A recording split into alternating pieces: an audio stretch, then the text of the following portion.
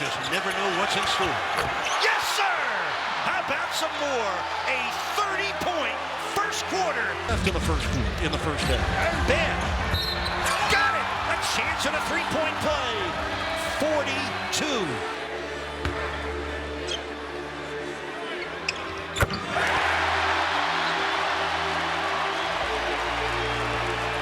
They are rejoicing here in Miami for their captain.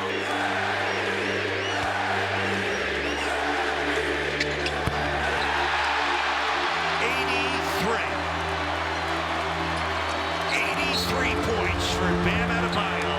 He will come out of the game and hear it from the crowd.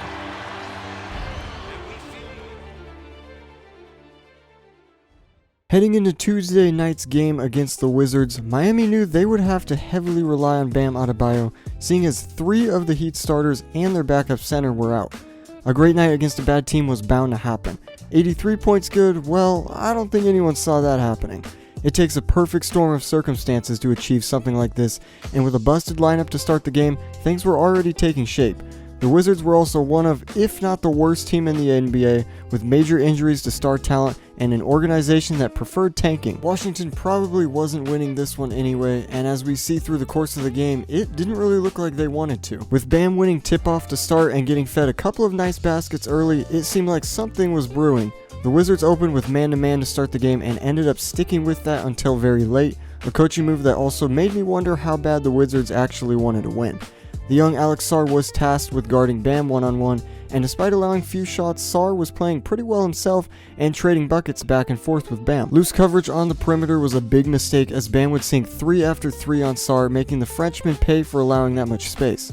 In a bit of an odd move by the Wizards coaching, Alex Sarr gets subbed out with about 5 minutes left on the first for 7-foot Tristan Vucevic, and immediately the Heat go after him, allowing Bam to draw more fouls and cash more threes. The Wizards could have easily stayed in this game early, but forced turnovers and bad shot selection left me scratching my head once again at this terribly coached team. The Heat meanwhile were playing with strong intensity, and you could see it. Fierce drives and heads-up plays were allowing them to pull away early.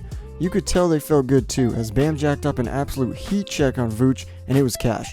Tristan wasn't really happy with that, so he fouled Bam twice after that, giving him even more points. By the time the first quarter had ended, Bam already had 31, which is nuts considering his season high prior to this game was 32 points. A lot of corrections needed to be made on the Wizards' end, and it didn't look like they wanted to make them. Thankfully for Washington, Bam rode the bench to start the second, but it didn't seem to help much as the poor decisions continued. Washington already had 10 turnovers with 10 minutes still left in the half. Simone Fontecchio was playing pretty well in Bam's absence, hitting a couple threes and making the plays where it mattered. After 5 minutes out of the action, Bam returned as well as Alex Sarr, but costly mistakes by Sarr were allowing the Heat even more points. Lazy perimeter D and reckless fouling was letting Bam shoot lights out from 3 and drive with very little resistance.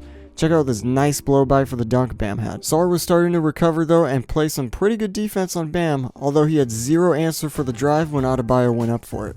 By the time the half had ended, Sarr had 10 points on the 6 minutes he played and 1 block on Bam Adebayo. At this point, he had 43 points on the half, which is insane because typically you would see a team adjust to prevent this type of scoring from one player. And this is one of the circumstances that go into play for a high-scoring game. Poor competition. Not to say the Wizards are bad, well, I mean, they do have one of the worst defenses, but Washington was only down 14, which is more than manageable to get back. All they had to do was tighten up the shot selection, stop throwing the ball away, and play better transition defense.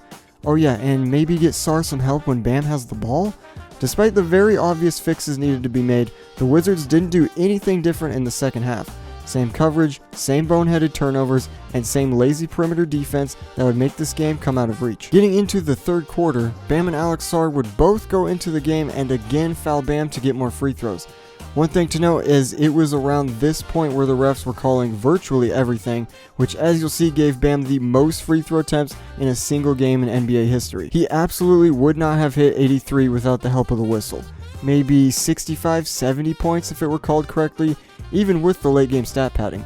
Sarr was subbed out once again with about 5 minutes left into the third to guard Bam one-on-one, I might add, once again. And instead of driving and at least getting to the line, Adebayo was really feeling himself and started jacking up some egregious threes. Many of these I couldn't help but feel were not at all the right shot to take. After that, some more fouling occurred, which you'll start to hear a lot from now on, and instead of getting Sarr back in there, the Wizards sub in Anthony Gill, which is a choice, with about 4:30 left in the third quarter.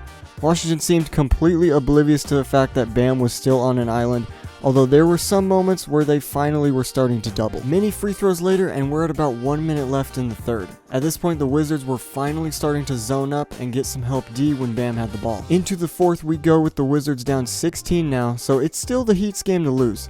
Questionable decision to leave Gill out there and not get Alex Sarr back in the game. Another choice from a likely tanking team to ensure the loss. A nice screen on the corner gets Bam a good look from 3, and he cashes it in.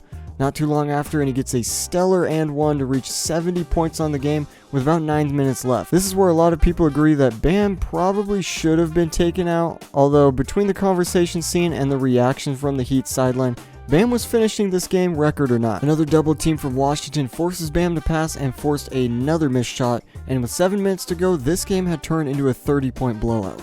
6'7" by Lal Coulibaly then tried his hand at guarding, and this game was starting to just turn into a circus. Fouls left and right, double and even triple teams on Bam, and still they wouldn't swing the rock. Even his teammates were doing everything they could to get this guy the ball so he could break Kobe's record. The triple team did work once as Adebayo traveled and the Wizards got the ball back. After that, Bam was doubled for another and one, getting tripled from the inbound pass with his teammates still trying to get it to him. I'm sorry, but if I have two guys wide open, I'm passing it to them, not forcing the ball into a trap already set. Bam starts hacking up more heat check threes, which miss horribly, and he gets more free throws after double teams are sent his way. One teammate even tried missing a free throw just to get Bam the ball and fouled the Wizards so they couldn't quite run out the clock.